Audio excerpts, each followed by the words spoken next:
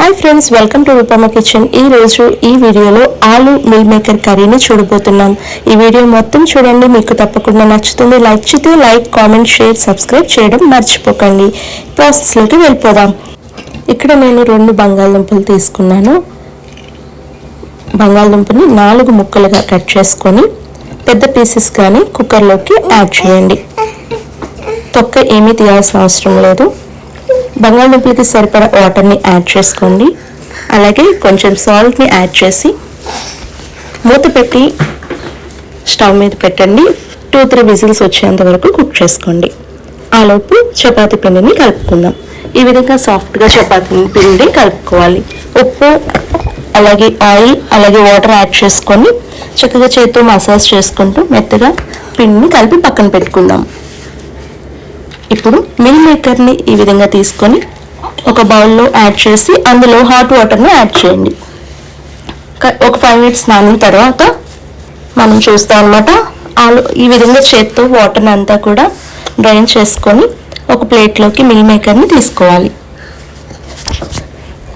ఈ mill మేకర్లో salt, పసుపు, కారం యాడ్ చేయండి. అలాగే ఒక బద్ద నిమ్మరసాన్ని కూడా పిండండి.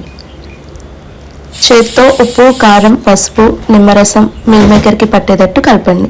ఇప్పుడు ఒక మిక్సీ జార్ తీసుకొని 4-5 జీడిపప్పు, ఒక టమాటాని ముక్కలుగా కట్ చేసి మిక్సీ జార్లో యాడ్ చేసుకోండి. దీన్ని 1-2 పల్స్ ఇస్తే చక్కని పేస్ట్ అవుతుంది అనమాట. ఇప్పుడు బాండీ స్టవ్ మీద పెట్టి ఆయిల్ యాడ్ చేయండి. మనం ఉప్పు, కారం కలిపి పక్కన పెట్టుకున్న మిల్ మేకర్ని ఆయిల్లో వేసి ఒక 2-3 మినిట్స్ అలా ఫ్రై చేసుకుంటూ ఉండండి. చక్కని రంగుతో అవి చక్కగా ఫ్రై అవుతాయి అన్నమాట. క్రిస్పీగా దగ్గర ఉండి ఫ్రై చేసుకోండి. మీడియం ఫ్లేమ్లో వీటిని ఫ్రై చేసుకోవచ్చు. ఆలోపు బంగాళదుంపలు కూడా చక్కగా కుక్ అయిపోయాయి.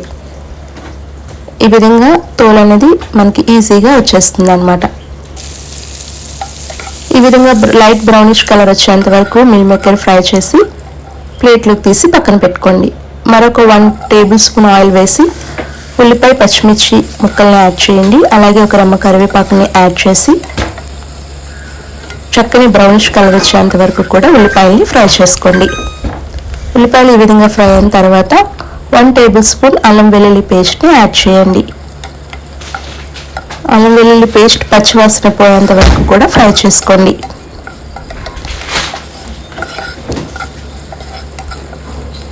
ఆలోపు మీరు ఉడికించిన బంగాళదుంపల్ని ఈ విధంగా వేడిగా ఉన్నట్టయితే స్పూన్ తీసుకొని ఈ విధంగా స్మాష్ చేసుకోండి, లేదా చేత్తో అయినా స్మాష్ చేసుకోండి.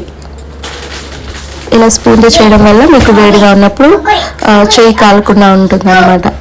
మొత్తం స్మాష్ చేయాల్సిన అవసరం లేదు. వీడియో చూపించినట్టు స్మాష్. ఇప్పుడు ఉల్లిపాయలు ఈ విధంగా ఫ్రై అయిన తర్వాత మనం మిక్సీ పట్టుకున్న టమాటా, జీడిపప్పు పేస్ట్ని యాడ్ చేసి ఆయిల్ పైకి తేలేంత వరకు కుక్ చేసుకోండి. ఇప్పుడు 1 స్పూన్ ధనియాల పౌడర్, 1 స్పూన్ గరం మసాలా పౌడర్ని యాడ్ చేసుకొని ఒకసారి కలపండి. ఇప్పుడు మనం ఉడకపెట్టి పక్కన పెట్టుకున్న బంగాళదుంపని కూడా యాడ్ చేద్దాం. ఇందులోనే మీ టేస్ట్కి సరిపడా కారంని యాడ్ చేసి ఒకసారి కలుపుకోండి. ఈ విధంగా బంగాళదుంపకి కూడా మసాలాలు పట్టిన తర్వాత గ్రేవీకి సరిపడా వాటర్ని యాడ్ చేసుకోండి. నేను ఇక్కడ 1 గ్లాస్ వాటర్ని యాడ్ చేస్తున్నాను.